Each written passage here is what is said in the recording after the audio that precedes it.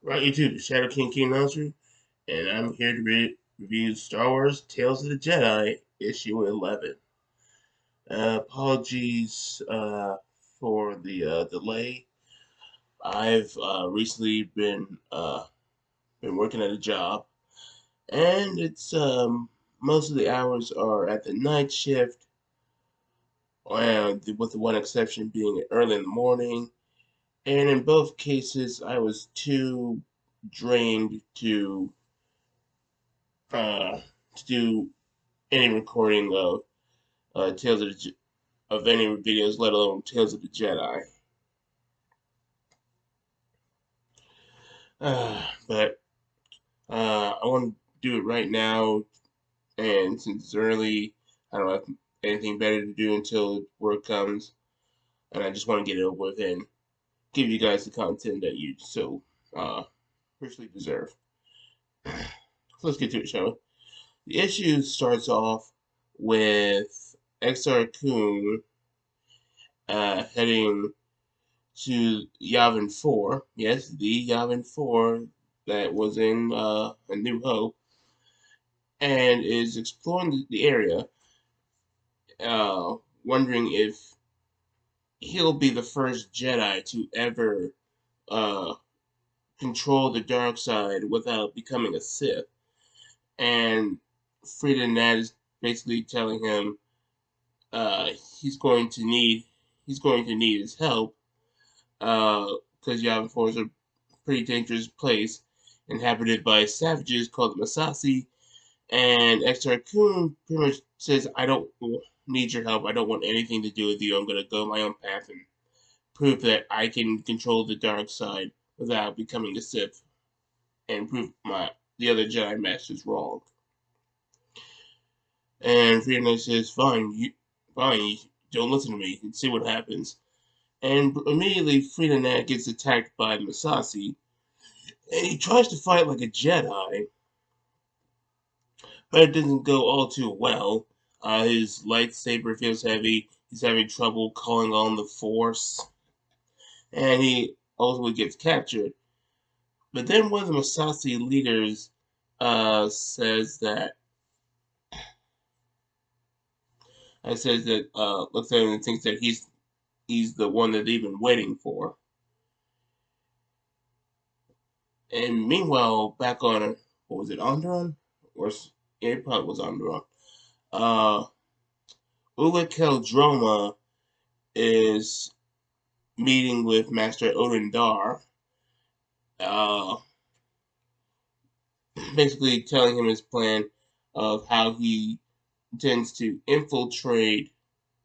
um, infiltrate the dark side by getting close to Leela and Zadal and trying to stop their plans and kill them so he can potentially get rid of the dark side forever. And basically, Nomi Sunrider and every other Jedi is basically telling him that's that's a horrible plan. The Force doesn't work through that way. It doesn't infiltrate. It doesn't deceive. And this could only lead you to the dark side, but he doesn't listen. And but ultimately, the Masters respect his wishes. Cade Keldroma bids his brother farewell, and Nomi's Sunrider and Ula Keldroma have apparently formed a relationship with one another. Now, at first, when I read this, I thought it was kind of came out of nowhere and was sudden because I thought that it's only been like what, a few weeks, probably a few months since her husband died, but no, it's been over a year since that case. So I guess she's technically free to pursue a relationship. And then we cut back. I mean, we cut to. I know we cut back to XR Kun. He's being held in what seems to be some sort of sacrificial arena for the Masasi, who uh, who took Exar Kun's relics that he got from Korriban, and they basically said that uh, you're basically a pretender. You, I mean, all your artifacts, all your power, it belongs to. We're gonna offer it to the great Naga Sadao, and Exar Kun is just get really upset by this, and he's trying to figure out a way how to get over this. But Friedeneck keeps telling him to use the dark side, and Exar Kun just continues to refuse. Meanwhile, uh, Lima and Sadal are yeah, are trying to keep maintain or establish their dominance over the planet by setting up a ceremony to execute um, traitors to their authority, and this they're talking about about how Alima was overwhelmed by Nomi's Sunrider. They feel like if they could get a Jedi, they could learn from them see see how better prepare themselves. And uh, they also hear about about a Jedi arriving on their planet, and they think they could. Uh, Stella thinks that, and Lima think that it would be best if the Jedi came to the execution ceremony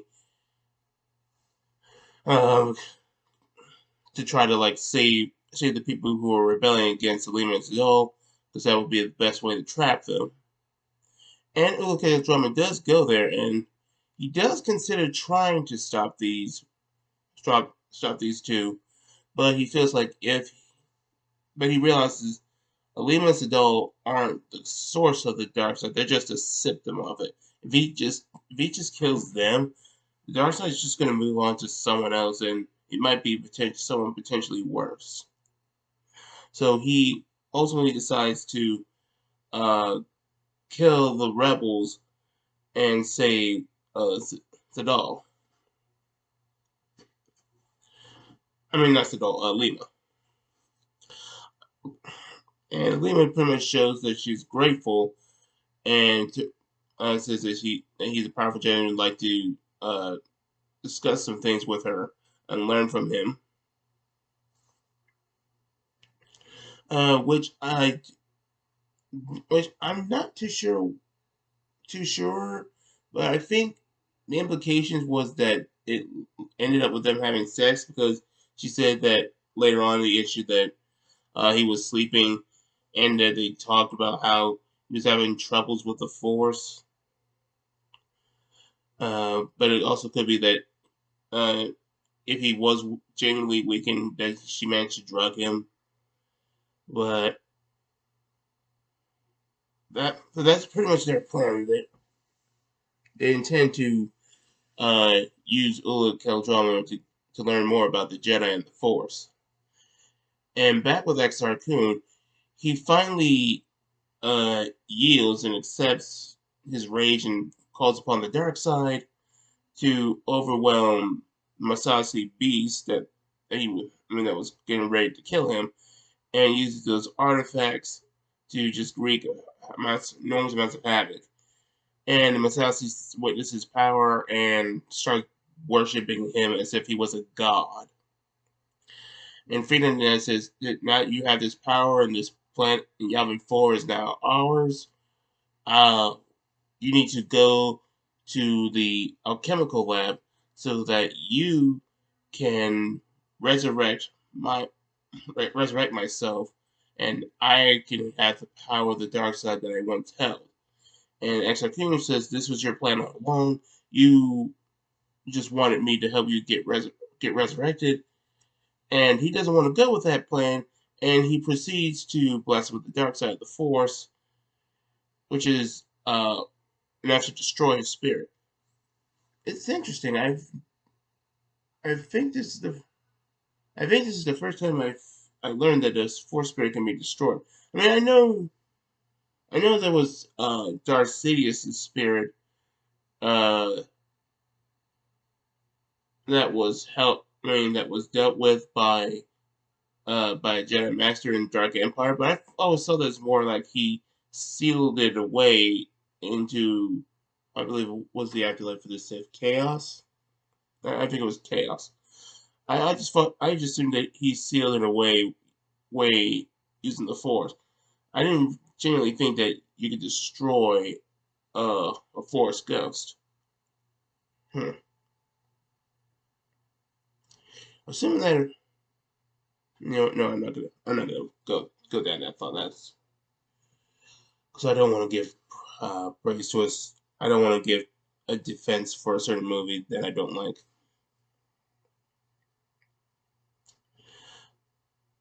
But um, but after Exar Kun destroy, starts destroying Frida Nat's spirit.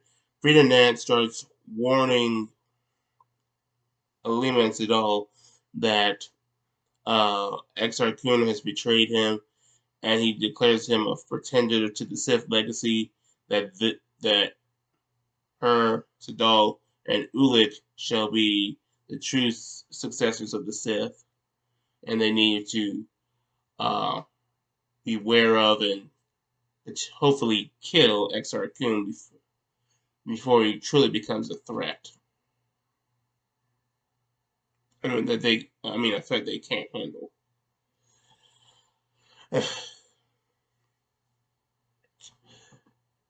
And back on Ondron, I believe it was Ondron. Nomi's songwriter, I believe, was Master Odin Dar.